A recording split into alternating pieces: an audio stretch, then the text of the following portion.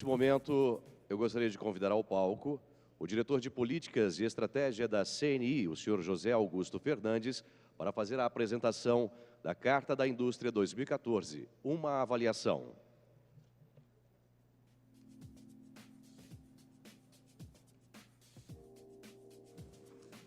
Onde é que está o... ok. Muito boa tarde. Nessa mesma época, no ano passado, a CNI tinha apresentado as 42 propostas para os candidatos à presidência da República, e naquela ocasião a Carta da Indústria 2014 colocava a visão que a CNI tinha apresentado para os candidatos à presidência da República em 5 temas essenciais: sistema tributário, relações do trabalho, infraestrutura, política fiscal e política comercial. Ou seja, o que é que nós estávamos esperando naquela época para o que deveria ser o movimento em direção a 2018. E passado um ano, nós temos um pouco como medir, essa métrica de tentar identificar o quão estamos próximos ou distantes daquele período. Em relação ao sistema tributário, o nosso sonho, o sonho de vocês, era livrá-lo das principais ineficiências associadas à cumulatividade, oneração das exportações e investimentos e o descasamento de prazos de pagamentos. Desde então, o que é que nós podemos colocar? Os sinais aqui são muito vermelhos, nós tivemos a perspectiva de retorno da CPMF, aumento de alíquotas de contribuição previdenciária, aumento de alíquotas do PIS/COFINS, e um sinal amarelo agora, que poderá ou não convergir em direção a um caminho mais positivo, é a discussão da reforma do PIS/COFINS, que a CNI, inclusive, está fazendo um estudo de avaliação sobre os diversos impactos nos setores, porque há uma simetria, de impactos, os impactos não são iguais para todos os setores, e a própria discussão sobre a reforma do ICMS, que, obviamente, são reformas que ficam mais difíceis também, nesse ambiente de crise, o que gera também para o setor privado um medo extraordinário de novas elevações de carga. No ambiente do sistema de relações do trabalho, aqui o sentido que se esperava em direção a 2018 era o reconhecimento da negociação coletiva. Aqui, eu diria que há sinais mistos. A terceirização foi aprovada na Câmara, isso foi um avanço, mas aguarda a votação no Senado, na medida em que há um impasse no Senado sobre a continuidade da discussão da terceirização. A negociação coletiva, houve um esforço do setor empresarial em conduzir, nessa direção, com apoio à emenda no projeto de lei de conversão da MP. Houve aqui um retrocesso, mas eu diria que é um tema que está ganhando, de alguma forma, um certo espaço na discussão. E, mais recentemente, nós tivemos alguns pequenos avanços em metas de segurança e saúde no trabalho para participação no lucros e resultados. Essa discussão sobre a revisão da NR12, que tem altos e baixos, tem dias que está indo em direção, tem dias que está indo em outra. Há mudanças no cálculo do FAP, aqui sobre aquela questão do transporte das pessoas, que aqui também é um avanço, e a instituição do Conselho de Recursos no Ministério do Trabalho e Emprego. Ou seja, temos aqui sinais negativos e alguns sinais de que se pode caminhar, em alguma direção. Em relação aos investimentos em infraestrutura, aqui a ideia é de crescer, em relação ao PIB. Certamente, esse ano, a nossa expectativa, que tem uma queda, em relação ao PIB, inclusive com a redução do investimento público, o que mostra a importância dos novos leilões e concessões. Aqui nós temos resultados mistos, nós começamos a observar, alguns efeitos importantes na área de portos. Existe um conjunto importante hoje de mais de 40 terminais, que estão sendo desenvolvidos, pelo setor privado. Os aeroportos começam, a funcionar, mas aqui ainda existem, algumas questões que precisam ser trabalhadas. E, no sinal negativo, aumento do preço de energia elétrica, o que inviabiliza um conjunto de setores. As tensões em torno do modelo ferroviário, ainda não foram plenamente resolvidas. E há também uma agenda de transferência de administração dos portos públicos que ainda não ocorreu, e os problemas de burocracia, apesar de algumas iniciativas, ainda permanecem. Em relação à política fiscal, taxa de juros, e taxa de câmbio. O que nós temos, quer dizer, desde então, é um ajuste fiscal ainda lento, quer dizer, paralisado por toda essa tensão política que nós exploramos na manhã de hoje aqui no debate com os parlamentares, um déficit efetivo muito maior que o esperado, uma taxa de juros, quer dizer, elevada, que esperamos que não tenha novos aumentos nos próximos meses, e o sinal positivo aqui de uma nova taxa de câmbio, quer dizer, mais favorável, quer dizer, ao desempenho do setor exportador, e hoje é uma válvula de escape para muitas das nossas empresas. Em relação à política comercial, com maior desburocratização, aqui talvez no conjunto das iniciativas que estão sendo avaliadas é onde talvez tenhamos observado, quer dizer, alguns avanços mais importantes. Em especial, a instituição do Portal Único, ou seja, o Brasil assinou o acordo de facilitação de comércio, quer dizer, está implantando a figura do operador único, então isso aqui vai ter um impacto importante sobre os custos das empresas, tanto para exportar quanto para importar. Um outro sinal importante são as negociações com o México. Essa é uma iniciativa que o setor privado, a CNI, através da sua área internacional, sempre desenvolveu, quer dizer, todo um trabalho articulado, voltado para essa negociação. Existe hoje, inclusive, uma equipe da CNI que está no México, acompanhando as negociações do governo brasileiro. E um outro tema, quer dizer, que o setor privado também sempre pressionou, fazia parte da nossa agenda no ano passado, que são os acordos de proteção de investimento. Ou seja, nós temos hoje mais empresas investindo em uma série de regiões de alto risco, e essas empresas sentiam falta de um acordo de proteção. Não é ainda o acordo do padrão mais global, mas representa, quer dizer, uma iniciativa, quer dizer, importante que merece o registro. E aqui temos também a redução da alíquota do Reintegra, que teve um impacto sobre várias empresas. O fato, quer dizer, que o balanço, quer dizer, apesar de uma iniciativa aqui que pode ir em uma direção mais adequada e um conjunto de paralisações, mas o fato é que tivemos, em 2014, uma queda generalizada da produção, quer dizer, industrial. Vocês observam que temos pelo menos 2 setores, veículos automotores, informática, eletrônicos e óticos, com quedas de produção industrial até setembro superiores a 23%, ou seja, quase que um nível de depressão. E o único setor positivo esse ano foi a indústria extrativa mineral, com crescimento de 7,3%, e o segundo melhor, papel e celulose, com uma queda de 0,3%. Ou seja, um ano extremamente difícil, quer dizer, para a indústria, quer dizer, um ano terrível para a indústria de transformação e a indústria geral no Brasil. Ora, se em 2014 o documento da indústria, a Carta da Indústria, afirmava que a indústria tem pressa, em 2015, quer dizer, nós estamos enfrentando, quer dizer, uma deterioração econômica muito, quer dizer, expressiva, o que faz com que a nossa Carta da Indústria para 2015 tenha que colocar com muita ênfase que aqui não é mais a indústria tem pressa, o Brasil tem pressa, e o sentido de urgência é o sentido da mensagem que todos nós temos que colocar em relação à Agenda 2015. Obrigado. Muito obrigado, senhor José Augusto Fernandes. Senhoras e senhores, dando continuidade à programação do 10º ENAI, daremos início a seguir à 4ª e última sessão temática desta tarde, sobre o tema Juntando as Peças, Agenda para a Indústria Brasileira.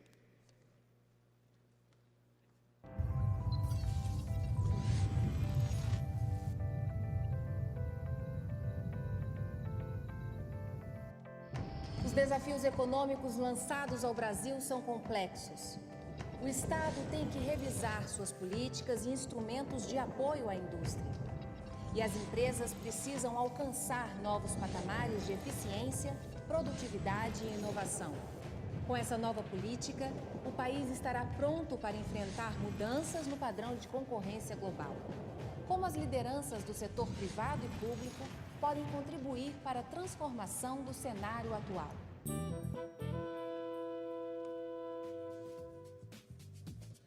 E para mediar esta sessão temática, chamamos ao palco o jornalista Cristiano Romero.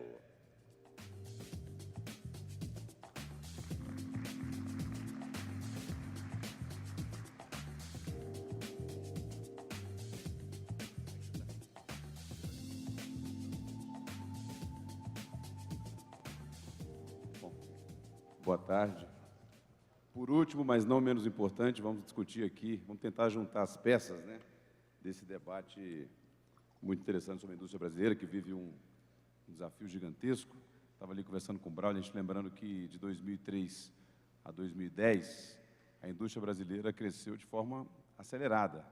Foi um período bom para a indústria, né? O Braulio me dizia que a taxa de crescimento da indústria brasileira naquele período foi superior, até um pouco superior à do mundo, da média mundial. De lá para cá, a indústria mundial continuou crescendo e a nossa começou a desacelerar em meados de 2010 e depois afundou.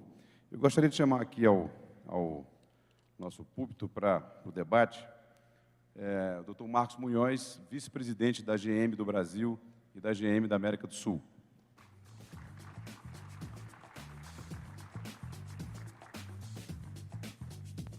Chamar também o Dr. Humberto Barbato, que é presidente da ABINE, Associação Brasileira da Indústria Eletroeletrônica. Nosso próximo debatedor, José Carlos Martins, presidente da CEBIC, Câmara Brasileira da Indústria da Construção.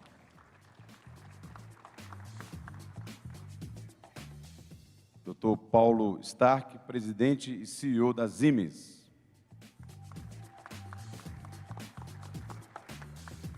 Braulio Borges, economista-chefe da LCA Consultores e pesquisador do Instituto Brasileiro de Economia da Fundação Getúlio Vargas, do Rio de Janeiro. Nós vamos, nessa sessão, vamos direto ao ponto, vamos debater várias questões, eu vou fazer perguntas aqui para cada um dos nossos convidados e vamos tentar fazer disso uma coisa dinâmica. Eu peço só a vocês que sejamos todos objetivos nas respostas, porque o tempo é escasso. Primeira pergunta, eu vou dirigir ao Dr. Barbato, presidente da ABINE, e a pergunta é a seguinte: o impasse que nós estamos vivendo não é apenas econômico, ele envolve questões políticas e éticas, além de institucionais, né? A pergunta é, como é que nós vamos sair desse impasse? Aliás, se o senhor tiver resposta para isso, o senhor manda lá para o Palácio Planalto. O que os empresários podem fazer? A economia pode esperar o tempo político e judicial? Bem, eu acredito que ninguém mais pode esperar. Nem a economia, nem o povo, nem os empresários, ninguém mais pode esperar. Eu acho que o Zé Augusto acabou de mostrar um quadro aqui que demonstra com muita clareza a situação delicadíssima que nós nos encontramos. Quando a gente pensa que do início do ano para cá já se foram perdidos 1.200.000 empregos, 1.200.000 postos de trabalho é alguma coisa muito considerável. A quantidade de famílias que vivem hoje em insegurança é alguma coisa muito importante. E isso tem que ser levado em consideração, isso não pode ser algo que não seja importante para um país. Me parece que esse modelo político que nós estamos vivendo, ele chegou à exaustão. E a gente percebe claramente, eu acho que nunca ficou tão claro que que a política efetivamente tem atrapalhado enormemente a nossa economia. Daí porque eu acredito que a única saída que nós tenhamos para resolver esse impasse seria uma grande concertação política, como em outros tantos países já aconteceu no passado. Eu acho que o único caminho que nós temos é cada um que tem algum poder político abrindo mão de uma parte desse poder. Nós temos que buscar algum tipo de concertação, algum tipo de entendimento para que a gente possa vencer esse momento de estagnação que nós temos no país. Faz meses e meses que nada caminha nesse país e quem está pagando o preço por isso é todo o povo, todas as empresas, toda a economia. Daí porque eu entendo que os políticos têm que colocar, vamos dizer assim, a mão na consciência e perceber que não é possível nós continuarmos com esse tipo de postura, esse tipo de posicionamento em relação aos temas gravíssimos que nós temos. Enquanto se continuar tentando ter esse posicionamento nitidamente político de não abrir mão de absolutamente nada em termos de poder, nós vamos ficar estagnados e a cada dia a situação econômica do país se agravando, o prejuízo das empresas aumentando e o país a cada dia merecendo menos investimento internacional, mostrando ser um país que não está amadurecido. As nossas instituições têm que funcionar para que a gente consiga superar essa crise, como já fizemos em tempos anteriores. Eu acho que nós temos que buscar, de alguma maneira, um consenso para poder atravessar esse momento delicado. O que ontem, aparentemente, o PSDB fez, me parece um primeiro passo nesse sentido. Agora, acredito que os políticos que hoje pela manhã tiveram aqui, demonstraram que eles são mais habilidosos do que nós, empresários, a propor, evidentemente, quais são os instrumentos mais claros que devem ser feitos, quais são as formas mais claras para dar esse primeiro passo. Eu acho que é muito importante algumas demonstrações claras de vontade de uma concertação. Sem isso, nós vamos continuar parados. Eu queria que o senhor elaborasse um pouco a resposta em relação à pergunta: o que os empresários podem fazer neste momento? Eu acho que é o que nós estamos fazendo. Nós estamos tentando demonstrar com muita clareza o prejuízo que isso está gerando para a economia nacional. É o que a gente está fazendo com muita clareza semanalmente no Congresso Nacional. Eu lhe digo que esse ano aqui, eu já perdi a conta do número de vezes que eu sou obrigado a estar em Brasília. Eu praticamente me mudei para cá.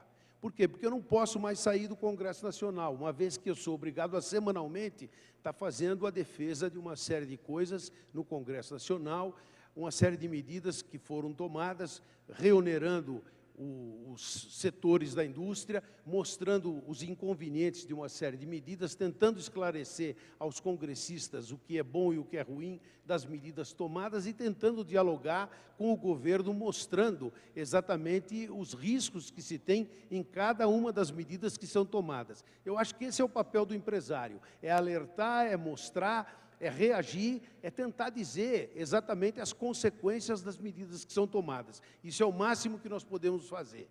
Nós não podemos partir, a gente como presidente de entidade de classe, não pode partir para desobediência civil e pregar desobediência civil. Vontade às vezes até dá, mas a gente não pode fazer porque tem responsabilidade. E também porque não quer ficar enjaulado. Então, evidentemente, o que a gente pode fazer é aquilo que a lei nos permite, que é, evidentemente, manter o diálogo constante. Gostaria de dirigir uma palavra ao Braulio Borges, economista-chefe da LCA Consultores. Braulio, na sua opinião, quais são as 3 ações... 3 não, desculpa, a gente já combinou que não seriam 3, né? Quais são as ações mais importantes, na sua avaliação, que poderiam fazer recuperar a confiança do empresário e, por que não, né, também dos consumidores na economia, e aumentar também a competitividade da economia brasileira? Bem, acho que primeiro agradecer o convite de poder participar aqui, mas já indo direto ao ponto, acho que o primeiro ponto é superar a crise política. A crise política atrapalha qualquer tentativa de superar a crise econômica.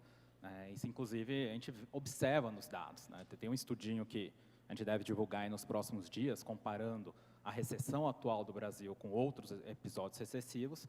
A recessão típica no Brasil dura 4 trimestres e depois de 2 anos você já voltou para o ponto de partida. As recessões que combinaram, que também aconteceram em meio a crises políticas, como a atual, além de durarem muito mais tempo, quase 1 ano e meio, quase 2 anos de duração, a superação, ou seja, voltar para o ponto de partida, também leva muito mais tempo. Então, a primeira questão realmente é superar essa crise de governabilidade, a crise política que a gente está enfrentando hoje. Tem umas discussões aí mais relevantes, por exemplo, eu acho que realmente não dá para conviver com 33 partidos, não existe 33 maneiras diferentes de se pensar o mundo, então a fragmentação partidária hoje no Brasil já chegou num limite. O problema é que não é do interesse da classe política discutir isso. Houve até uma tentativa com a tal cláusula de barreira, que depois o STF derrubou há muitos anos atrás.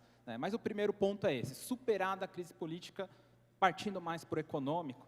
Acho que é bem elucidativo o fato de que o relatório de competitividade global, né, que é todos os anos divulgado pelo Fórum Econômico Mundial, mostra há anos, né, quais são os principais problemas que impedem, né, que atrapalham os negócios no Brasil. Né. Vocês podem olhar lá, desde 2003, o top 3 é infraestrutura, né, regulação trabalhista, né, e complexidade do sistema tributário. Não estou nem falando de carga tributária, né, é a complexidade do sistema tributário, né, aquela famosa estatística que no Brasil você leva 2.600 horas, né, para administrar o pagamento de impostos, né, por ano, enquanto que a média mundial está abaixo de 400 horas. Isso é custo de transação, isso é ineficiência, né, e quem sofre mais com isso acaba sendo a indústria, né, por conta desse nosso sistema tributário altamente complexo. Né. O governo tem até dado algumas sinalizações que pretende atacar essa questão da complexidade, por exemplo, com uma reforma do PIS/COFINS, que, sem sombra de dúvida, né, o maior beneficiado é a indústria. Né, mesmo a reforma do ICMS interestadual, né, que foi, andou, depois parou, enfim, tem divergências políticas que impedem, né, um avanço mais rápido dessa agenda. Né. E a questão da infraestrutura, a gente tem que reconhecer, acho que o governo reconheceu de maneira meio tardia, né, e ainda não muito clara, que a infraestrutura tem que ser tocada pelo setor privado, né, porque o setor público não tem nem capacidade orçamentária, muito menos executiva, de tocar as obras que o Brasil precisa tempestivamente para recuperar a competitividade. O Paulo Stark vai fazer um comentário sobre a resposta do Braulio. Paulo Stark é CEO da Siemens. Obrigado. Eu queria adicionar aqui a perspectiva de uma multinacional global, uma empresa como a Siemens, que tem, como muitas outras, a opção de investir no Brasil e a opção de investir em outros países do mundo. E dizer que essa crise política, econômica, institucional que o Brasil vem passando, ela tem trazido um aspecto diferente para a mesa de discussão, né, que é muito mais relacionado à capacidade do investimento feito aqui no Brasil servir para atender demanda de outros países que não o Brasil. Porque até 2010, né, se acreditava que o crescimento no Brasil ainda ia continuar por muito tempo, pelo menos por mais uma década. Né, e a crise mostrou que a coisa não é tão simples assim. E todos os investimentos que foram feitos aqui com base, né, principalmente alavancados no mercado local, né, acabaram se provando não eficientes. Então, essa expectativa, essa necessidade de participar nas cadeias globais. E isso tem se mostrado quase impossível. Mesmo com o dólar a 4, né, isso tem se mostrado missão bastante difícil, por causa dos aspectos que você mencionou, né, por causa da complexidade tributária, por causa da complexidade administrativa, por causa do custo de mão de obra, por causa da incerteza, né, com relação à justiça do trabalho, etc, etc, etc, etc. É uma série de temas. Então, eu acho que um grande sinal que teria que acontecer para que houvesse uma mudança de confiança é um sinal nessa direção, é um sinal claro, né, e dizendo o seguinte: olha, nós não vamos resolver o problema do mercado interno, nós não vamos resolver o problema da competitividade de hoje para amanhã. Eu acho que ninguém acredita nisso. Mas nós vamos trabalhar numa infraestrutura, né, que viabilize aqui uma eficiência maior, nós vamos trabalhar num sistema tributário que viabilize uma simplificação maior, e só com isso a gente já ganharia um pouco de confiança para que pelo menos os investimentos que foram feitos no passado não venham a ser desativados. Né? Eu falo isso, né, obviamente, representando aqui uma série de colegas de outras indústrias que estão passando por essas dificuldades também. Doutor Barbato, o senhor quer fazer algum comentário sobre essa questão, não? Quais são as iniciativas, né, mais importantes, na sua opinião, que podem recuperar a confiança da indústria no Brasil e também para melhorar a competitividade da economia? Eu acredito que, necessariamente, a gente precisa começar a conviver com um ambiente onde a tal segurança jurídica possa acontecer.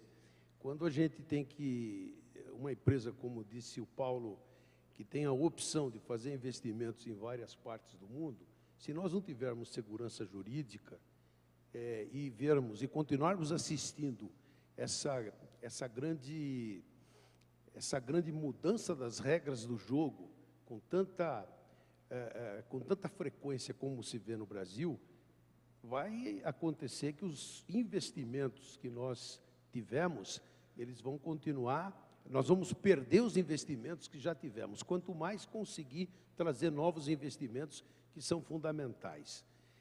Então, eu acredito que isso é alguma coisa que, além de todo o problema burocrático, todo o problema que nós precisamos fazer, as mudanças, as melhorias que nós temos que fazer no aspecto de todas as reformas que devem ser feitas, como, por exemplo, a reforma tributária, que há tantos anos se fala e que há tanto tempo ela continua sem ser feita, né?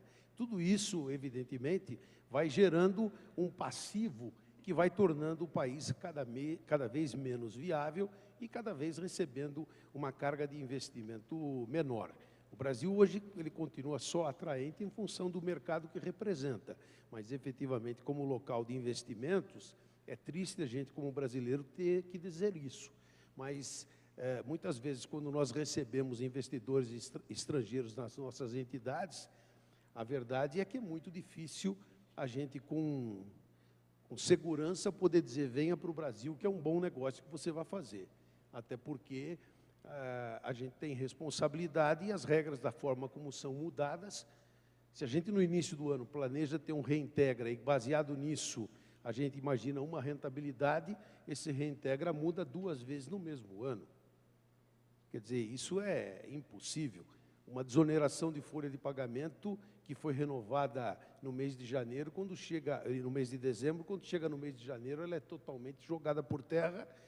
E o ministro disse que aquilo foi uma brincadeira de mau gosto, como se nós todos fôssemos irresponsáveis, sem observar que nós fizemos um trabalho sério para ter aquilo. Ninguém foi ao governo e simplesmente pleiteou, pelo menos o meu segmento não foi ao governo e pleiteou aquilo, porque aquilo não tinha consistência, aquilo era necessário, baseado numa política cambial absolutamente negligente que nós tivemos durante os últimos 14, 12 anos.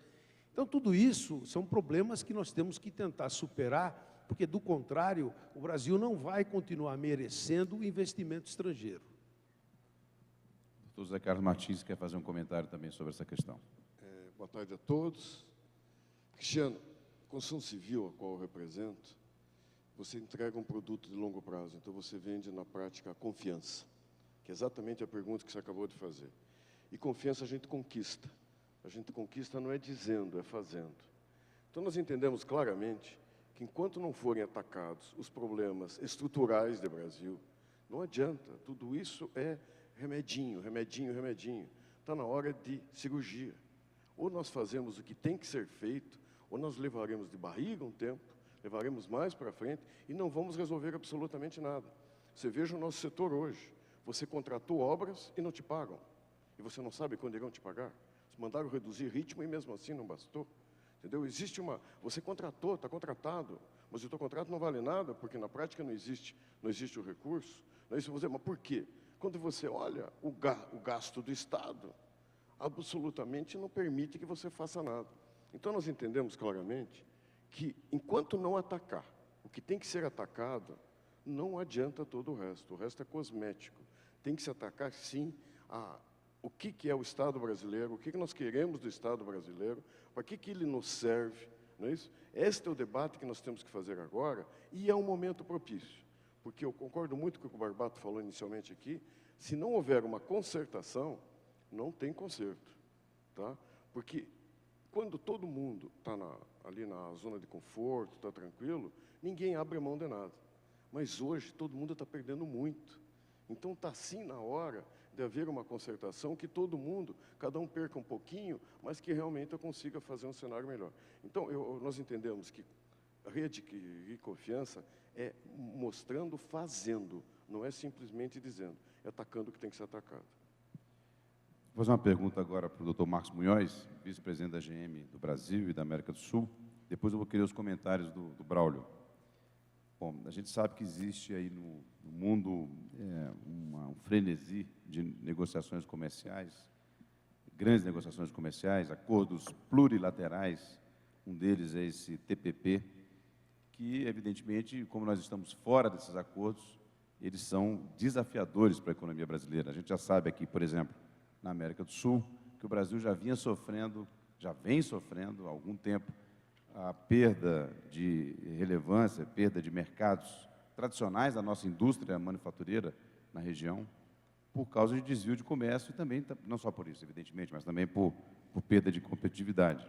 Mas países que fecham para os Estados Unidos, desde o fracasso das negociações da ALCA, e o Brasil, evidentemente, foi fundamental para que a ALCA não avançasse. Não estou aqui fazendo juízo de valor, mas acho que o Brasil simplesmente sabotou a negociação e não colocou nada no lugar. Os americanos disseram, bom, então nós vamos fechar acordo bilateral. Aí fecharam com a Colômbia, fecharam com o Peru, fecharam com o Chile, fecharam com o Uruguai. E isso vai desviando o comércio do Brasil. Eu pergunto ao senhor, doutor Marcos Munhoz, como reagir a esse ambiente? O que fazer diante dessa realidade em que o Brasil está fora dos grandes acordos comerciais em negociação no mundo? Olha, claro que existem vários aspectos, eu vou tentar passar a minha visão razoavelmente sucintamente, que é a seguinte. Nós acabamos nos transformando numa certa ilha e a grande verdade é que a participação, principalmente da indústria, talvez o agronegócio seja uma fantástica exceção, mas a indústria, nesse contexto, fica claro, como as economias são cíclicas, que você não vive só do seu mercado interno, só dessa ilha que nós criamos. E aí nós ficamos numa discussão mais ou menos que leva as seguintes coisas em consideração. Como fazer para nós atacarmos o problema de duas frentes diferentes? Acho que a primeira frente é uma frente, eu chamaria de macropolítica, que é a frente de vontade. Temos nós vontade de decididamente participarmos desse comércio mundial na indústria ou não? Até agora parece que a resposta tem sido não. Mas se nós tivermos vontade de participar, eu espero que realmente essa seja a visão, nós não podemos entrar ingenuamente, isoladamente, sem avaliar. A minha proposta seria, setor por setor, você claramente ter metas a serem cumpridas pela cadeia produtiva, pela mão de obra e com os compromissos do governo. Concordo plenamente contigo. A pior coisa do mundo, nós também somos uma multinacional, é explicar para gringo que a regra mudou no meio do jogo. Não é difícil explicar para eles uma regra, por mais absurda que seja. O duro é explicar a regra que muda no meio do jogo. Então, complementando esse raciocínio, eu, particularmente, sou a favor, sim, de nos integrarmos no mundo, mas com um plano estratégico do começo ao fim para o setor, digamos, automobilístico, para o setor têxtil, enfim, quais setores que a gente queira fazer. Porque se nós entrarmos ingenuamente, porque é bacana sair na fotografia lá junto com os outros, o tiro pode sair pela culatra. Só um pequeno parênteses, de certa maneira, voltando um pouquinho ao tema anterior, mas sem deixar esse de lado. O nosso setor automobilístico tem uma longa cadeia produtiva, talvez um dos mais longos, com ciclo de produtos longos, que giram de 5 a 6 anos. Vocês imaginam que nós estávamos, há 3 anos atrás, próximos de vender no Brasil 4 milhões de autoveículos.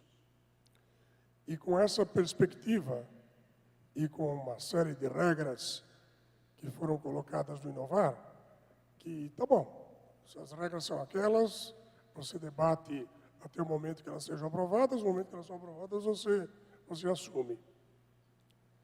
E o Brasil, que tinha, de fato, 8 ou 9 produtores no Brasil, passa a ter 39 produtores no Brasil e o mercado ano que vem é só de 2 milhões de automóveis. Né?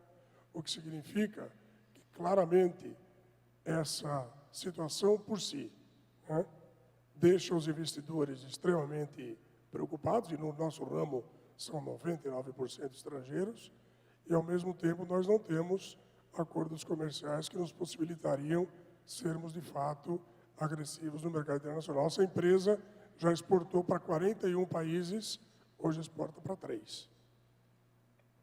Pergunta para o senhor, você não acha que o setor é muito protegido? É, e o mercado cai de 4 milhões para 2, imagina se não fosse, hein? Mas não caiu, não foi por causa da redução da atividade? Por tudo. Caiu porque você teve aumento de impostos, caiu porque você teve, de fato, uma crise de confiança do consumidor, caiu porque o nosso setor vende 72% de automóvel a prazo e o juro hoje é absolutamente inviável. Você compra um automóvel pagando 23%, 24% de juro ao ano, é inviável. Tem um prefeito na maior cidade do país que não gosta de carro, né? É, isso é outra história. O Braulio, você pode então fazer comentários a esse tema? Acho que o primeiro comentário é o seguinte, né? A história recente mostrou para a gente que assim, é uma ilusão achar, né, que você vai conseguir fechar acordos comerciais com 30, 40, 50 países de uma só vez. A tal da rodada Doha, que andou anos ou décadas e não saiu nada. Então, isso já não é o caminho. O caminho são os acordos bilaterais, né, são os acordos envolvendo um grupo menor de países, como o exemplo recente aí da TPP, né, que envolve Estados Unidos e alguns países asiáticos e alguns países também da América. Né? E por que fechar acordos comerciais hoje é mais importante do que foi no passado? Porque hoje o comércio global já não é o mesmo, já não apresenta o mesmo crescimento que a gente se acostumou a ver até antes da crise. Né? Então, você via lá, 2006, 2007, o comércio global em volume, em quantidade, crescia 10% ao ano, 8% ao ano, praticamente 2 vezes o crescimento do PIB global naquele momento. Está crescendo abaixo agora, né? Está crescendo agora cresce abaixo do PIB global, né? Em torno de 2,5%, 3% ao ano em volume. Né? Tem várias explicações para isso, não vou entrar em detalhes. Houve aumento de protecionismo, o mundo está crescendo pouco, a globalização já deu o que tinha que dar, enfim, várias explicações possíveis, mas o fato é esse. O ambiente, né, hoje é um ambiente de comércio global, né, crescendo 1/3 do que crescia até 2007, 2006, 2007. Né? Então, nesse sentido que hoje, né, a estratégia de fechar acordos comerciais ela é ainda mais relevante, né, para você ampliar a inserção externa de uma economia. Não adianta ter só câmbio competitivo e infraestrutura, né, de primeiro mundo. Né? Hoje em dia, com o comércio global crescendo pouco, você também precisa investir, né, em políticas de comércio exterior ainda mais ativas, né, do que no passado. Eu vou aproveitar este momento, porque tem uma pergunta, que é uma pergunta que foi selecionada, foi a pergunta mais realizada, né, para esse painel, né, enfim, do público. E como tem a ver com esse tema que a gente está tratando agora, é uma pergunta que todos têm que responder, a não ser que não queira. Mas vamos começar pelo Braulio, que vai ter que sair daqui a pouco. Braulio, em sua opinião, o Brasil deveria abrir mão definitivamente do Mercosul para se associar a outras alianças mais eficazes, como o Mercado Comum Europeu e o TPP? Eu acho que abrir mão do Mercosul é um pouco exagero. Né? Acho que tem que rediscutir a relação. O Mercosul ainda é um mercado relevante, né? Por mais que Venezuela esteja, né, uma situação crítica, a Argentina também numa situação nada ruim, nada boa, outros países, né, um pouco melhores, mas ainda é um mercado relevante, acho que a gente não pode simplesmente ignorar. Mas a gente tem sim que rediscutir a relação, né, dentro do Mercosul, né, e partir para o resto da América. Né, Colômbia, Peru, né, países que têm aí tido um comportamento macroeconômico mais favorável nos últimos anos e onde o Brasil chega muito pouco, né, e inclusive geograficamente seria fácil para o Brasil, né, chegar nesse país, mas acaba chegando muito pouco. Né, então eu acho que desistir do Mercosul não, mas acho que rediscutir a relação e partir para a discussão de acordos bilaterais, né, quando eu falo bilateral, por exemplo, Brasil com a União Europeia, Brasil, né, com o Bloco Andino aqui dentro da América, o Brasil com os Estados Unidos, Brasil, né, com o México. O México estendeu o acordo para além do setor automotivo, estender para outros setores também.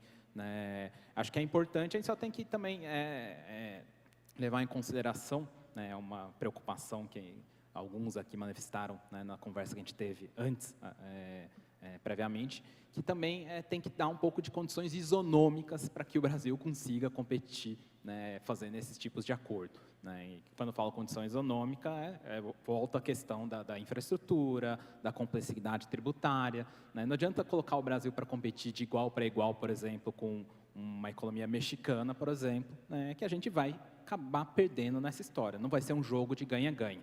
Provavelmente vai ser um jogo em que o México ganha muito mais e o Brasil pode até perder, né, porque a gente já parte de um ponto de partida muito ruim. Nós vamos ver aqui agora o Marcos Munhoz, depois o Paulo Stark. Olha, eu já manifestei no comentário anterior a minha total concordância de abrir, sim, novos mercados e naquelas condições. Mas, absolutamente, principalmente no nosso setor, que eu posso falar com mais veemência, de forma alguma devemos abrir mão do Mercosul. Dou exemplo claro da nossa indústria, e não necessariamente só da General Motors. Você produz veículos na Argentina que não são produzidos no Brasil, que não teria escala para produzir nos dois países, e vice-versa. Isto é um mercado e uma maneira de fazer investimentos inteligente para os dois países. Né? Isso pode ser estendido, quem sabe agora, com o Acordo da Colômbia, que finalmente saiu. O Acordo do México já teve altos e baixos, mas é a mesma coisa. Então, quando você tem complementação de produtos, aí sim, como a gente tem no Mercosul, sou totalmente a favor num setor como o nosso. Paulo Stark. Eu concordo com as duas contribuições, acho que exatamente não se pode falar em abandonar o Mercosul e também não se pode falar em sair por aí fazendo acordos bilaterais de maneira totalmente inocente. Marcos, você falou muito bem, porque aí a gente vai dar com a cara na parede muito claramente. Agora, para responder bem diretamente a pergunta que o pessoal aí formulou, eu diria que um pouco mais do que discutir a relação é colocar a posição de protagonista que o Brasil tem no Mercosul como protagonista mesmo, ou seja, colocar os parceiros no lugar deles. Né? Porque tem gente que está pensando que o rabo é que balança o cachorro. E não é o rabo que balança o cachorro, gente. Né? É o contrário. Então, aqui eu acho que é muito claro, o Brasil tem que tomar uma posição de protagonista e dizer, gente, desculpa, é assim. E não se discute. Porque se for discutir esse tema, a gente vai ficar discutindo 20 anos e não vai terminar mais nada. Então... Mas eu vou aproveitar e colocar uma provocação sobre isso, que é o seguinte. Bom, o Brasil depende da Argentina. Aliás, depende da Argentina, do Paraguai, do Uruguai, e agora depende da Venezuela para decidir se vai negociar com a União Europeia ou não. Sendo que o Brasil tem uma economia quantas vezes maior que a desses países juntos, né? Ou seja, não faz muito sentido. Então, existe essa ideia de que o Brasil tem que mudar essa regra. Dizer, olha, vamos manter-se o Mercosul, mas nós, brasileiros, vamos sim negociar um acordo com os Estados Unidos, porque isso nos interessa. Né? Senão, o que aconteceu com o Brasil foi que ele apostou todas as fichas no multilateralismo. Os americanos negociaram acordos bilaterais, acordos regionais, acordos plurilaterais, e agora disseram o seguinte: acabou a OMC, acabou a rodada Doha, e nós temos um brasileiro agora, ou seja, o Brasil sempre quis presidir a OMC. Na hora que vai presidir, não tem mais importância. E curiosamente... Acho que é por isso que deixaram. E nos últimos 20 anos, o Brasil fechou 3 acordos bilaterais de comércio com Israel, Palestina e Egito. Sim, o Oriente Médio já está resolvido. Oriente Médio, né?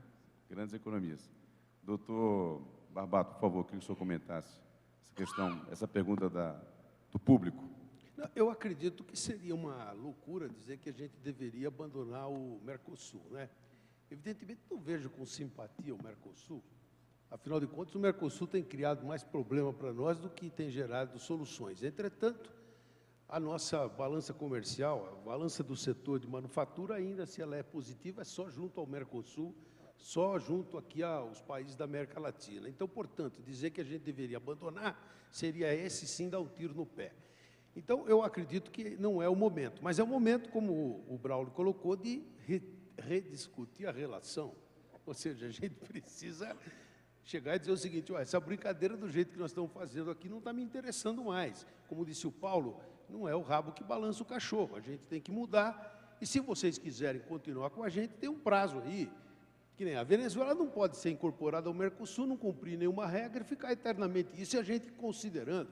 Ou seja, o Mercosul não é um acordo somente político, é um acordo econômico, antes de mais nada. E isso é nosso papel como empresários, exigir isso do governo também.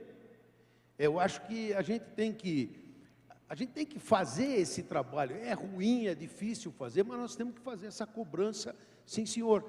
Porque também, senão a gente fica naquela de ficar cobrando acordos internacionais e depois, na hora que a própria CNI nos consulta, quais são os itens que nós vamos desgravar, aí o Abjaldi, ele chega, ele só diz para nós que não vai arrancar mais cabelo com a resposta que a gente dá, porque os cabelos dele já foram arrancados, né? O problema é que aí vem aquelas respostas pífias, né? Onde tem gente que quer negociar 20% do volume de comércio. O resto ele quer fazer exceção, num acordo com o México. Aí então a gente fala, pô, mas vocês querem negociar ou não querem negociar? Aí tem um outro dado muito importante. O que acontece? As regras, como eu havia dito lá atrás, no Brasil, como elas são mutáveis, o empresário não se sente confortável em concordar com a abertura, com o aumento, com a liberação das tarifas. Porque o problema é que nós temos que aqui sair em competição com o mundo globalizado, sendo que no mundo inteiro globalizada também foi a atividade bancária, no Brasil não. Por que não? Porque no Brasil você paga de taxa de banco, a Selic no Brasil é 14%. Quanto é que é a Selic nos Estados Unidos? Então, quanto custa o tal custo do Brasil? Quanto é o custo do Brasil e o custo Dinamarca? Pô, com essas diferenças que nós temos, é muito difícil o meu amigo Abjaldi convencer e fazer com que eu convença os meus associados lá na BINE a querer baixar tarifas. É um negócio bastante complicado. Por quê? Porque a gente quer, pelo menos, defender o mercado que nós temos. Agora, acho que também o Brasil precisaria gastar um pouco menos de dinheiro com política industrial. Talvez vocês vão dizer, pô, esse cara está ficando maluco? Não, não é isso. Eu vou pedir para o senhor, para a gente tratar desse tema mais adiante, que tem uma pergunta bacana sobre esse assunto, só para a gente não embaralhar os assuntos. Doutor Zé Carlos, por favor. Esse assunto, de alguma forma, não atinge muito a construção civil, né? Porque nós não exportamos o produto nosso para lá, nossa casa fica aqui, né? Mas, de qualquer jeito, eu acho que tem opinião, sim. O aspecto de ser o último é que todo mundo já falou quase tudo, mas, sendo bem claro, o Mercosul não pode ser um complicador, ele tem que ser um facilitador. Nós temos a mania de transformar coisas que poderiam ser boas em problemas, entendeu? Você veja, eu acho que o que você falou é perfeito. Nós somos protagonistas. Protagonista tem que ser protagonista, e assim tem que assumir a sua posição. Quando você mistura um viés ideológico, como estamos misturando hoje, com aquilo que é business, que é negócio, é lógico que não pode dar certo, é lógico que você está fazendo... Tem alguma coisa errada nisso aí, entendeu? Se eu estou querendo procurar um mercado que tem problemas, com aquele e abrindo mão de outros. Então, sabe, Cristiano, eu acho, deixando bem claro o Mercosul, mas que não seja um complicador, que seja um facilitador. Eu acho que é isso que é bem, sendo resumidamente. Nós vamos começar agora pelo senhor, José Carlos Martins, uma pergunta que diz muito respeito ao seu setor, que interessa a todos nós, mas, enfim, é relacionado ao seu setor. O Brasil tem claras oportunidades na área de infraestrutura. O que falta para deslanchar essa agenda? Eu vou pedir depois que o Paulo Stark, das IMES, comente também esse assunto, por favor. Bom, há pouco eu falei de confiança. Nisso aí também passa basicamente por isso. Uma vez nós fizemos há pouco um evento internacional aqui, né, e teve um palestrante que falou uma frase que eu tenho usado hoje no dia a dia. Quando você faz uma lei de licitações, uma 8666, é um namoro. Uma PPP, uma concessão, é um casamento. Tá certo? Tem que ter um tipo de relação muito mais forte, muito mais conhecedora, de confiança entre as partes. Não dá para você viver como hoje nós vivemos, com uma série de inseguranças, governador que manda derrubar posto de pedágio, governador que entra com ação contra, entendeu? Uma série de coisas desse tipo, que cria uma insegurança, segurança é risco é custo, e a coisa não para de pé. Então, quando você chega hoje, a gente fala, pô, temos funding no BNDES, ok, BNDES não tem mais. Deixa eu só voltar um pouquinho. Eu acho que é muito claro para nós, é tão óbvio isso, mas é bom repetir, né? O setor público não tem capacidade de investimento mais. Ou você vem para as parcerias, para as concessões, ou você não tem futuro quanto a isso. Então, essa é uma premissa básica disso tudo, que eu quero me referir. Então, o BNDES será financiador? Não, não tem mais recursos. Mas como que ele poderá ajudar nisso? Ele vai financiar o CAPEX e depois o resto vai ficar para um outro formato? Vai ser lançada a letra de infraestrutura garantida? Como é que vai ter? Vai ter o seguro do risco de crédito? Tudo isso fica de pé, desde que você tenha um pressuposto. Exista o mínimo de confiança e o mínimo de segurança jurídica. Esses dias eu fui e, vamos dizer, grande dúvida, como é que eu faço um financiamento de longo prazo?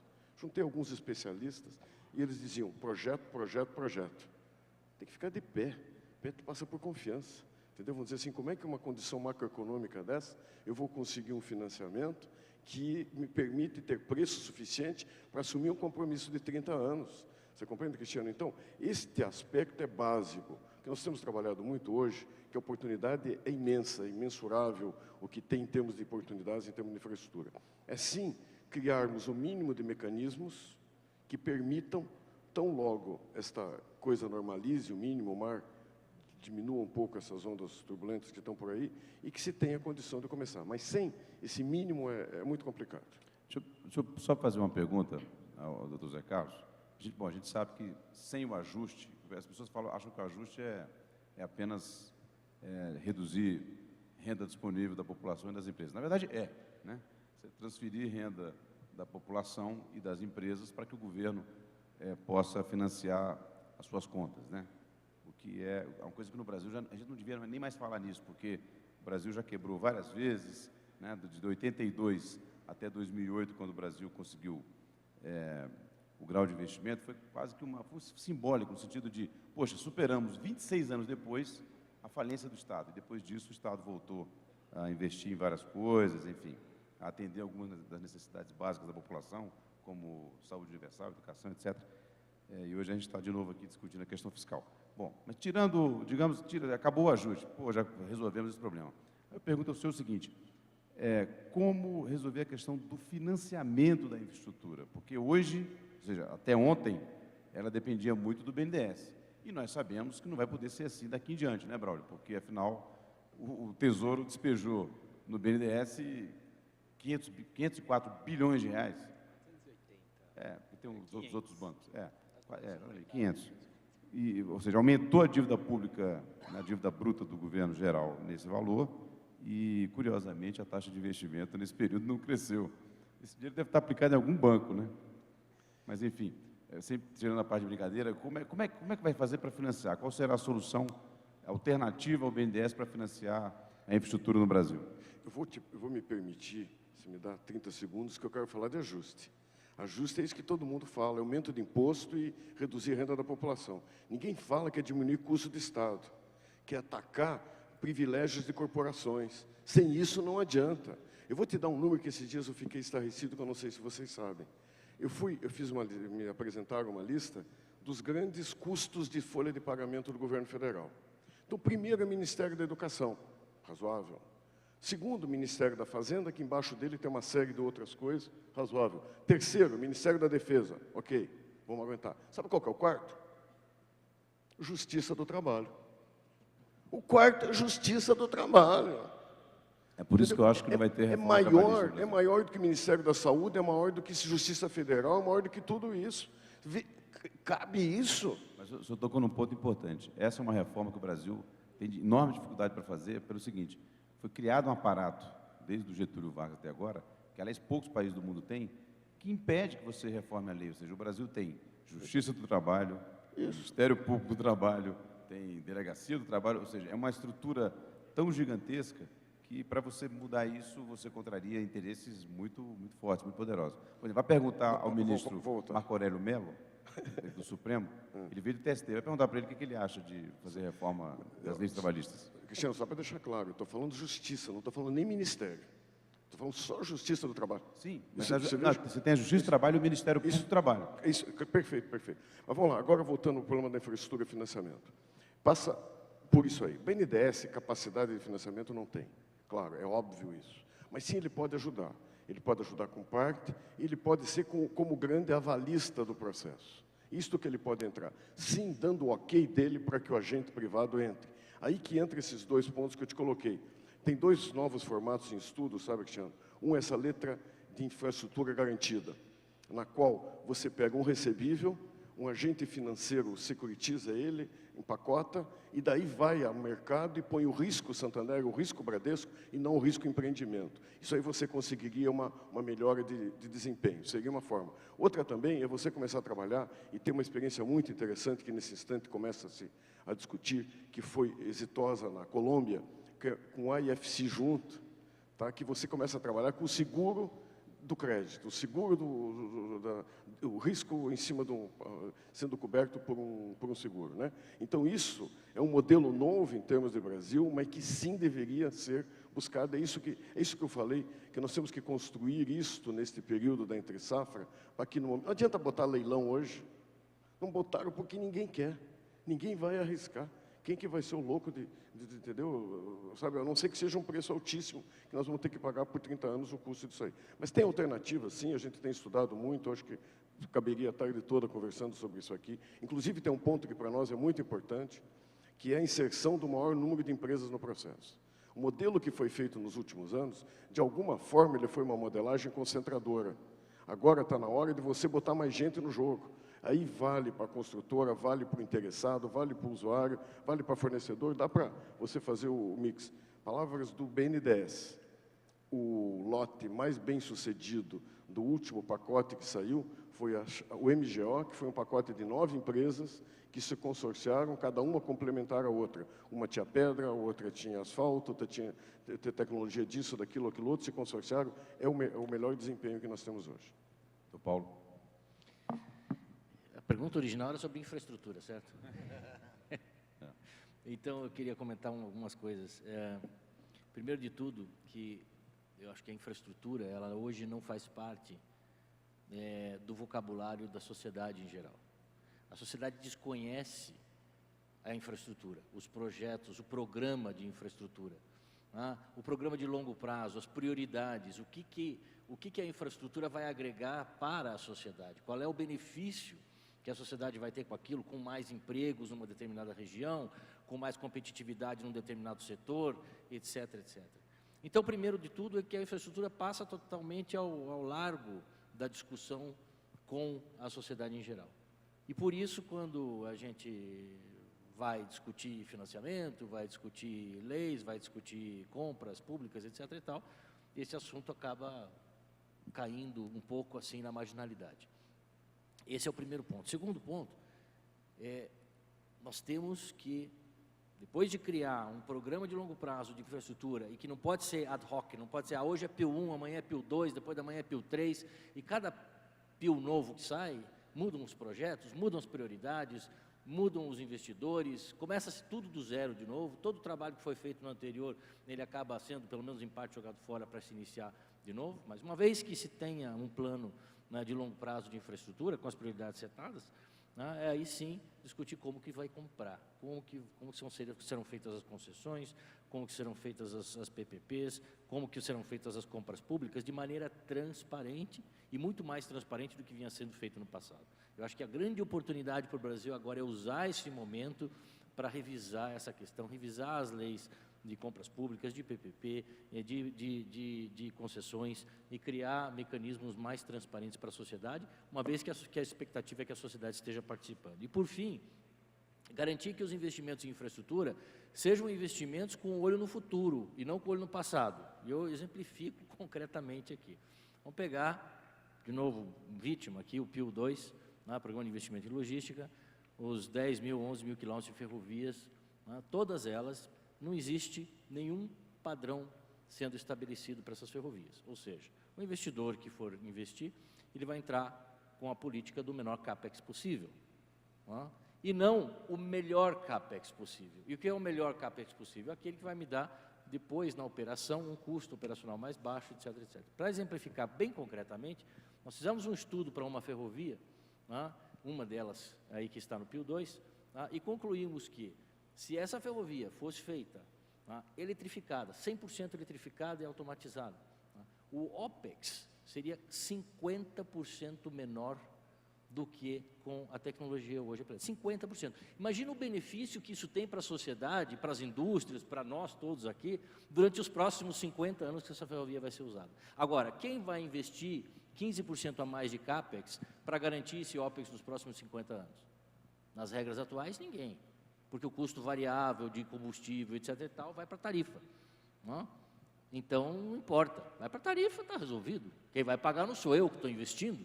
Não? Então, não importa. E é esse tipo de investimento burro que o Brasil acaba fazendo por total, eu não sei se é por ignorância, se é por descaso, por que é, eu não consigo dizer por que é, mas são investimentos burros, são investimentos que depois não tem, daqui a 10 anos a gente vai estar lá coçando a cabeça, pensando, meu Deus do céu, por que a gente fez isso assim mesmo?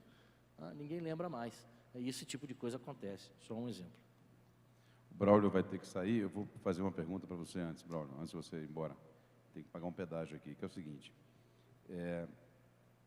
há um crescente consenso sobre o que deve ser feito, enfim, a formulação aqui é o seguinte, documentos recentes, né, divulgados sobre a necessidade de enfrentar problemas estruturais no Brasil, são citados dois, né, Agenda Brasil, que as pessoas até já esqueceram. Vocês lembram da Agenda Brasil? A Agenda Brasil é aquele documento de propostas, que são 20, né, que o Joaquim Levy negociou com o Renan Calheiros para, enfim, vamos lá, agora vai. E, na verdade, já esqueceram, ninguém se lembra mais da Agenda Brasil. Mas é um documento que traz lá uma lista de projetos, certamente, a maioria, pelo menos relevante para o enfrentamento de questões estruturais no Brasil. O outro foi um documento recente, divulgado 2 semanas atrás, pelo PMDB, chamado Um Trem para o Futuro. Uma ponte para o futuro. Não tem trem, não. O trem vem depois. O trem vem depois. Uma ponte para o futuro. E esse documento foi um documento que trouxe uma contribuição importante no sentido de trazer de volta para a agenda do país, enfim, propostas de reformas institucionais, fixação de limite para idade mínima para aposentadoria, enfim, uma série de outras, desvinculação das receitas do governo, como tem hoje, desvincular, inclusive, gastos com educação e saúde, que a desvinculação poderia aumentar a eficiência, né? Enfim, tem uma série de propostas. Então, a pergunta é, você acha, Braulio, que é possível se articular uma frente no país que, em torno dessas agendas, em torno de alguns consensos? Se você, inclusive, identifica esses consensos, né? E a outra é, ou você acha que essas peças são apenas... Se você ficar só com a segunda resposta, eu vou fazer outra pergunta, que é o seguinte, são apenas peças do jogo de poder?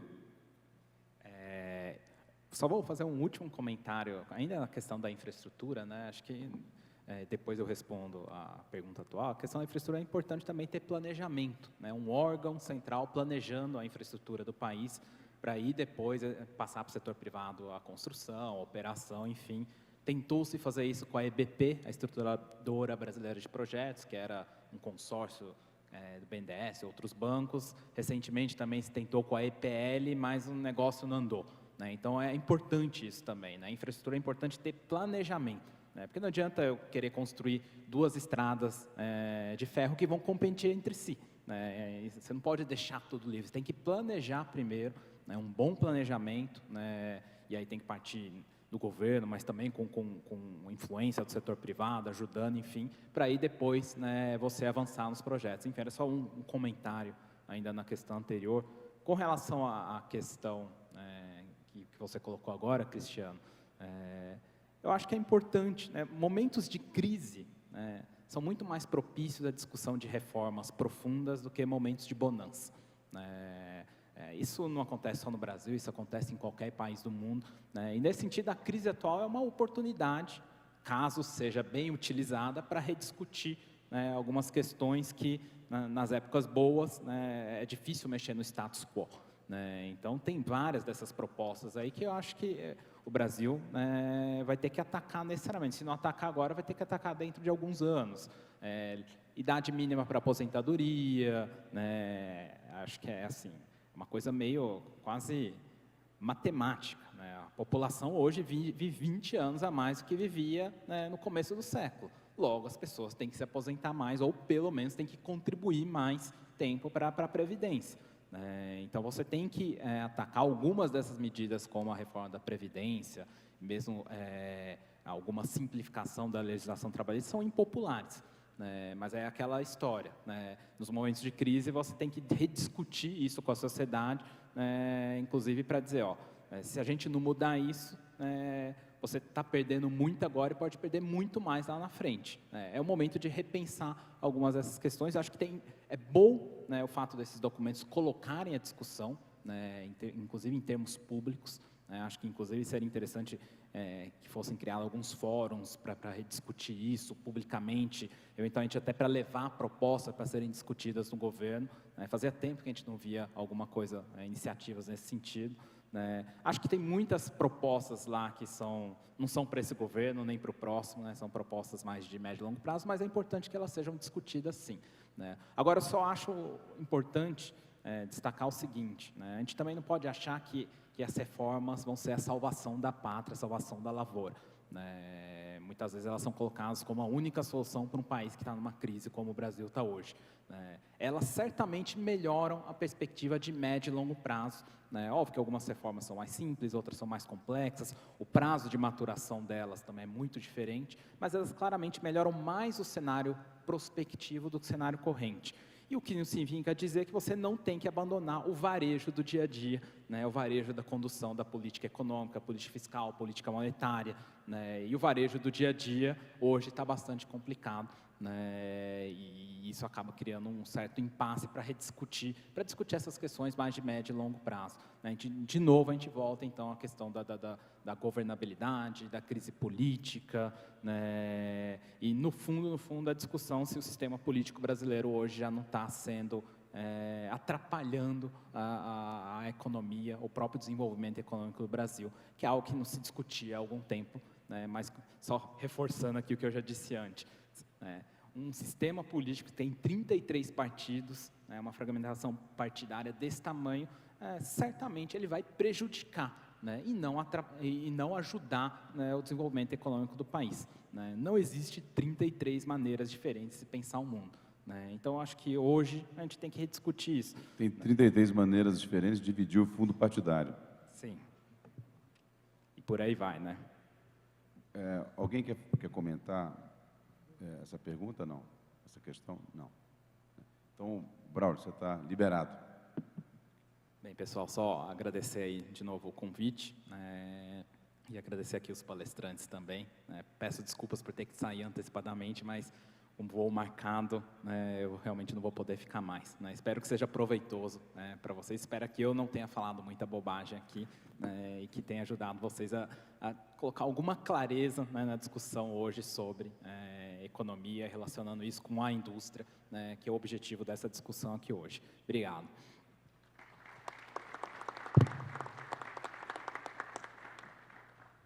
Nós vamos voltar àquele tema que o doutor Barbato começou a abordar sobre política industrial. A pergunta é o seguinte, eu vou até pedir para que o Marcos Munhoz comece respondendo, e aí depois o senhor e depois o Paulo Stark também, se o Zé Carlos quiser. Bom, a indústria brasileira enfrenta, como todos sabemos, uma nova queda de participação no PIB, Acho que chegou nos anos 80 a 25% do PIB, hoje está próximo de 10%, não sei se é exatamente isso, mas enfim. Qual é o futuro da indústria no Brasil? Como ela pode se integrar aos movimentos da nova revolução industrial e aos desafios da integração global? Acho que a gente podia começar respondendo a menos ambiciosa, que é qual é o futuro da indústria no Brasil. Aí a gente pode falar sobre política industrial. Não é fácil.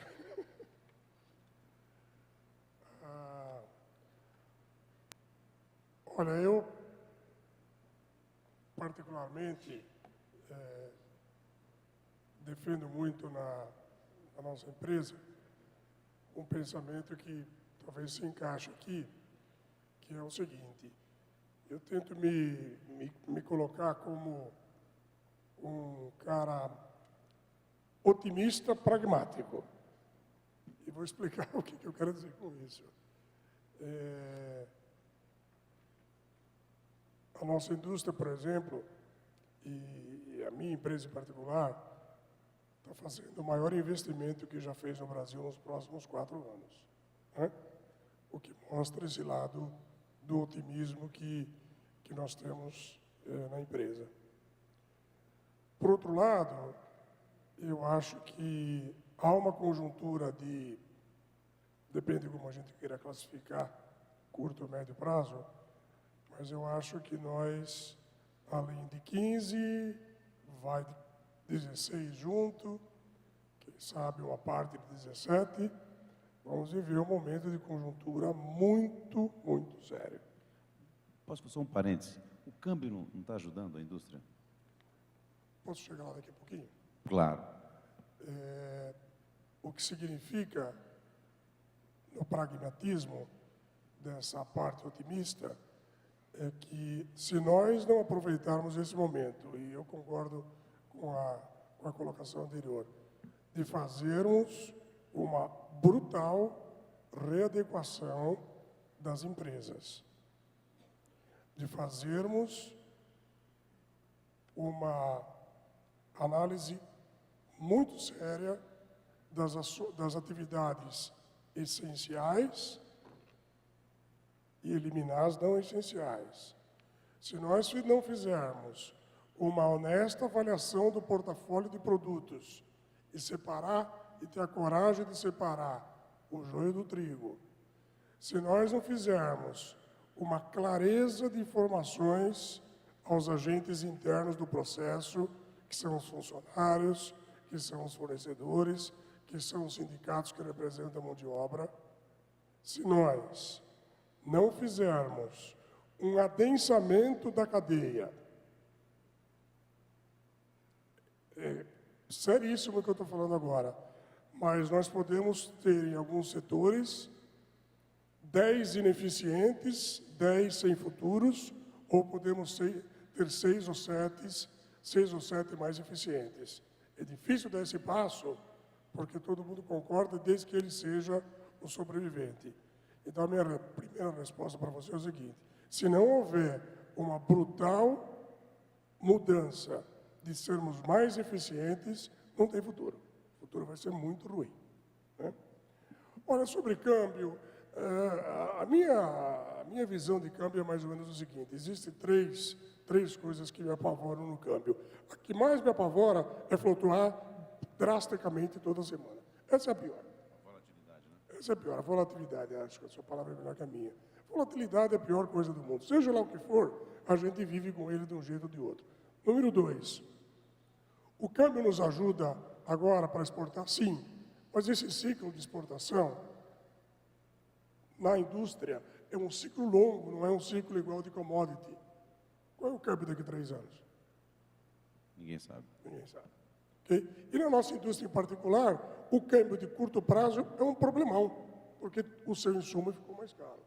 Okay? Se você tem uma certa segurança que ele vai estar parecido com isso daqui a 3 anos, vale a aposta. Senão, o câmbio é mais problema que solução. Ou seja, para fazer essa conversão dentro da indústria, da sua indústria, por exemplo, bom, já que o componente tal está muito caro e ele era importado, essa conversão para vocês fazerem é uma decisão de médio e longo prazo?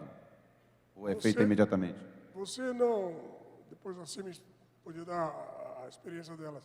No nosso setor, você não produz uma peça nova, um projeto, a construção de um ferramental, a construção do dispositivo de produção, os testes, em menos de 18 meses. Então, você não produz um freio que é importado no Brasil em menos de 18 meses, você não produz um farol, você não produz nada no automóvel. Doutor Stark, por favor.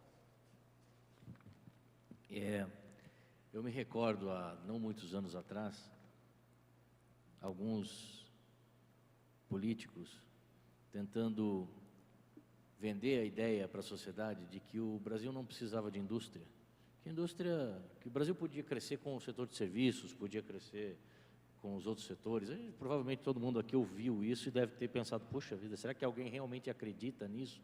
Não é que uma sociedade com 200 milhões de habitantes, com todas as riquezas naturais que tem, quer dizer, tem condições de crescer a longo prazo sem indústria? Bom, infelizmente, a gente teve que pagar para ver, né? Infelizmente, a gente teve que pagar para ver. E estamos vendo exatamente isso. Mas o lado positivo, né, é que esse assunto nos fala mais nisso. Acho que todo mundo concluiu, né, que o Brasil precisa de indústria. E não só o Brasil. A Alemanha precisa de indústria, os Estados Unidos precisam de indústria, o México precisa de indústria, a China precisa de indústria, o Vietnã precisa de indústria, todo mundo precisa de indústria. E estão todos os países, inclusive aqueles que tinham se desindustrializado, como a Grã-Bretanha, está se reindustrializando, porque chegou à conclusão, opa, espera aí, a gente precisa sim de indústria. E, na verdade, melhor ainda, e esse é outro lado positivo da história, melhor ainda, essa reindustrialização, ela acontece de um jeito diferente. E para o ponto que você mencionou, ela acontece de uma forma em que a indústria deixa de ser somente um terreno onde eu produzo alguma coisa que foi desenhada em outro lugar, para ser uma área onde eu crio, testo, fabrico e vendo, né, num ciclo extremamente curto. O que é a Revolução Industrial 4.0, a Indústria 4.0? É exatamente isso. É abandonar o paradigma de que tem alguém em algum lugar, laboratório no mundo, desenvolvendo alguma coisa, que vai ser testada não sei lá o quê, que vai passar por isso, vai passar por aquilo, para daí mandar fabricar no Vietnã, tá? Passar para um ciclo de criação e produção totalmente integrado, onde esse tempo de 18 meses não vai mais ser 18 meses, vai ser 1 mês, vai ser 2 meses. Porque você não precisa mais passar por todo esse ciclo. A evolução e o índice de customização do produto vai ser muito maior. Mas para isso vai ter que estar tudo em ordem, né? Mas para isso... Para a gente ter isso, vai ter que estar tudo em ordem. Não, a macroeconomia, o Brasil. Aí que vem a minha hipótese.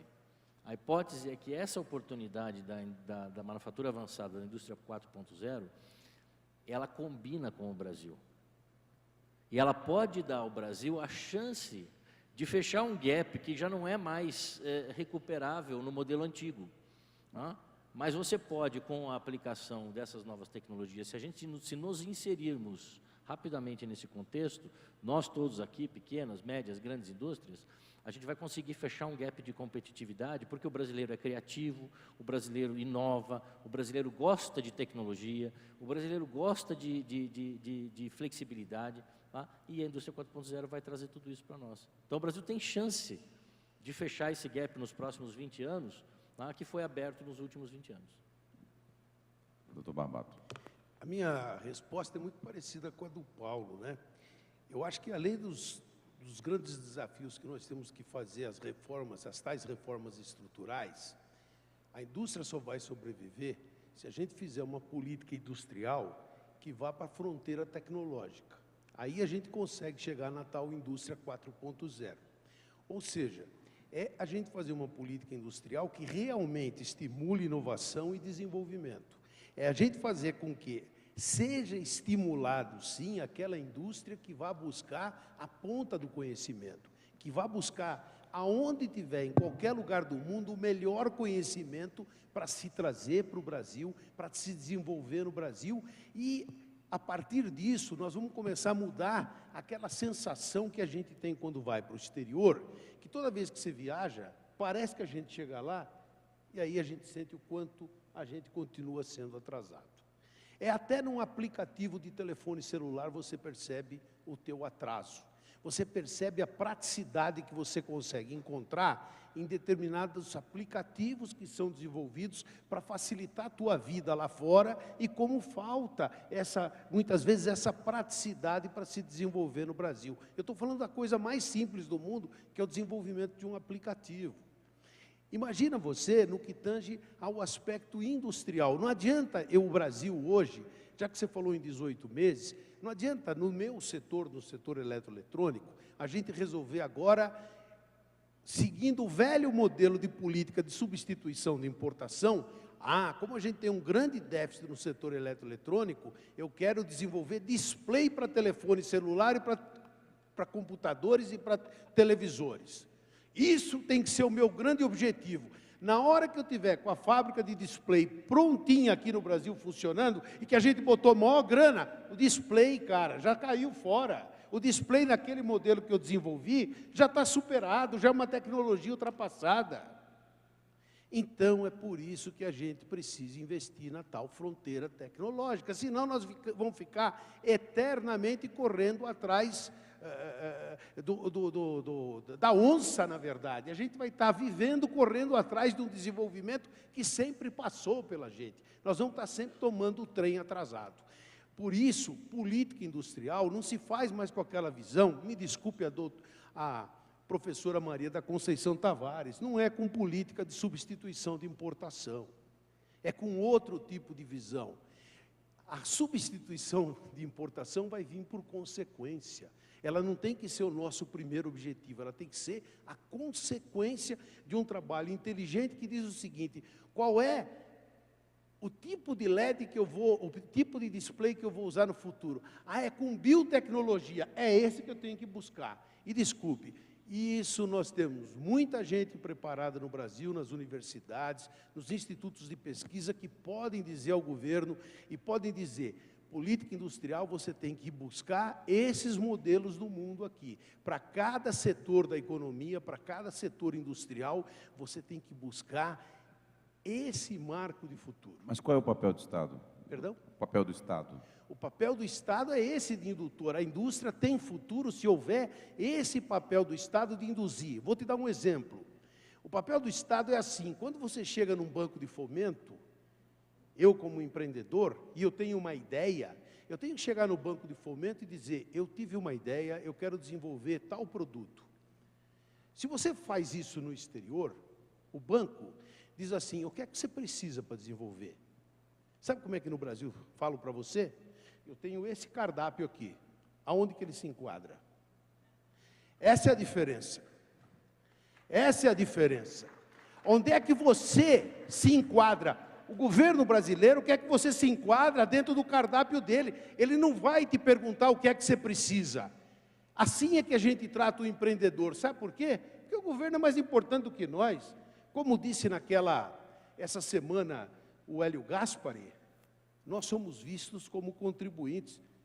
O Hélio Gaspari escreve um e-mail para o ministro Levi, dizendo para ele: você aprendeu no Bradesco a tratar o teu cliente como cliente e não como contribuinte. Por que você não levou essa imagem para dentro do Ministério da Fazenda?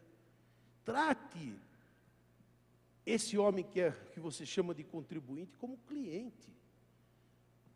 Assim a gente deveria ser tratado pelo governo e pelo banco de fomento. Eu quero ser tratado como cliente. Quando eu gero inovação para o Brasil, eu estou fazendo um bem para o meu país. Mas eu não sou assim tratado pelo governo. Sabe por quê? Porque eu sou muito pouco importante. Mais importante são os senhores ministros. Obrigado. Doutor Zé Carlos. Muito bom, muito bom, muito bom. Muito bom, Barbato. Vamos lá. Se existe uma indústria que precisa ser mais eficiente, é a nossa. A nossa indústria que faz a infraestrutura, a indústria que faz a fábrica de vocês, não é isso? A nossa todo mundo que já construiu uma casa sabe disso. Já sabe disso. Então, eu acho que ninguém mais do que nós tem que sofrer um choque de eficiência. Mas eu vou dar alguns exemplos só para vocês contar uma história. Começou um programa Minha Casa Minha Vida, que antes dele 87% deste produto era feito na informalidade, era feito na autogestão. A partir de determinado ponto, você consegue transformar um mercado que produz quase 1 milhão de unidades por ano, ou seja, não é qualquer coisa, formaliza todo este mercado. Quando começou Minha Casa Minha Vida, a empresa que construiu o quê? Tijolinho sobre tijolinho. Hoje, quem for construir tijolinho por tijolinho, não entrega no prazo e não tem preço para competir.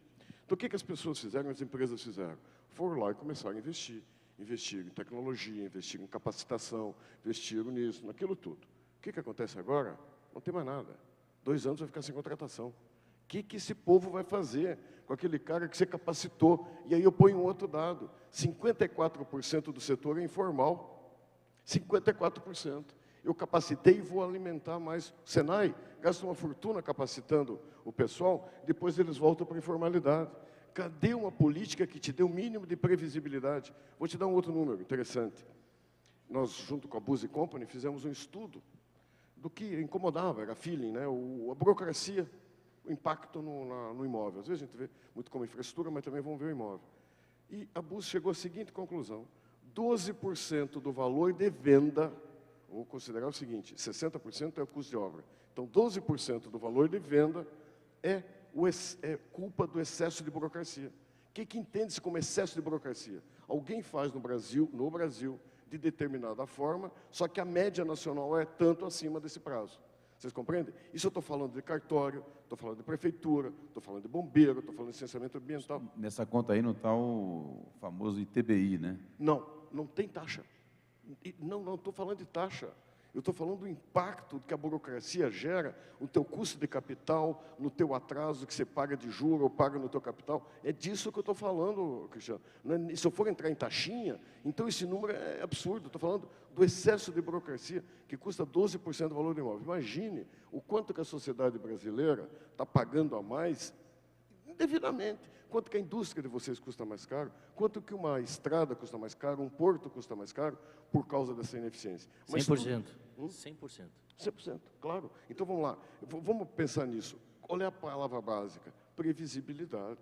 Aquele cara que lá atrás investiu e quebrou a cara agora, me pergunta se ele vai fazer de novo. Você entendeu? Claro que não, poxa, não consegue, é impossível isso. Então, esta palavra, e respondendo a tua pergunta, o que o Estado pode fazer? Ele precisa ter seriedade naquilo que ele propõe. É isso. O Brasil não tem um programa de desburocratização há 30 anos. Eu lembrei agora que o Hélio Beltrão foi ministro até 84. 85 assumiu a nova República, né? De lá para cá, o Brasil não teve nenhum programa de desburocratização. E a situação piorou de lá para cá. Tem um cartório, uma cidade de Santa Catarina, que exige revalidação de certidão de óbito. E o cara Só tem para vocês terem uma noção. O cara tem que ir pessoalmente ou não? Olha só, a gente vai... Eu queria só transmitir aqui, antes da gente...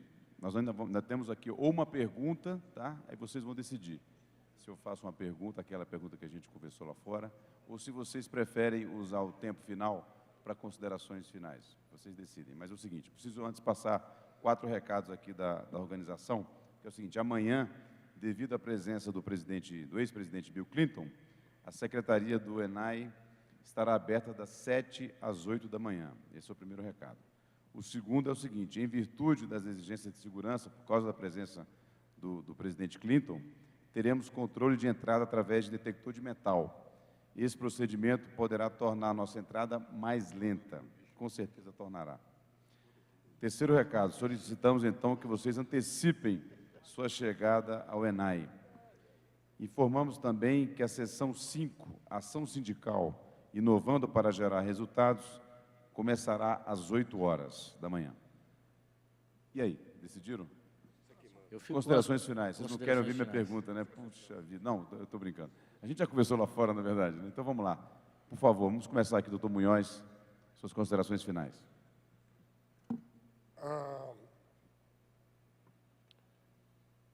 Eu acho que, resumindo tudo que ouvimos aqui nesse painel hoje, e algumas coisas muito profundas, eu acho que a minha consideração final seria a seguinte. Pessoal, o momento é agora. Eu acho que cada um de nós, nas suas representações de classes, a CNI, com essa abrangência que tem, o momento é agora. Se nós não aproveitarmos o momento agora e jogarmos muito sério e sermos o protagonista nesse processo, nós vamos, enfim, nos arrependermos muito no futuro. É o momento agora de fazer essa indústria realmente recuperar o que já foi e não tem sentido, de fato, um país permitir que uma indústria se acabe. Doutor Barbato.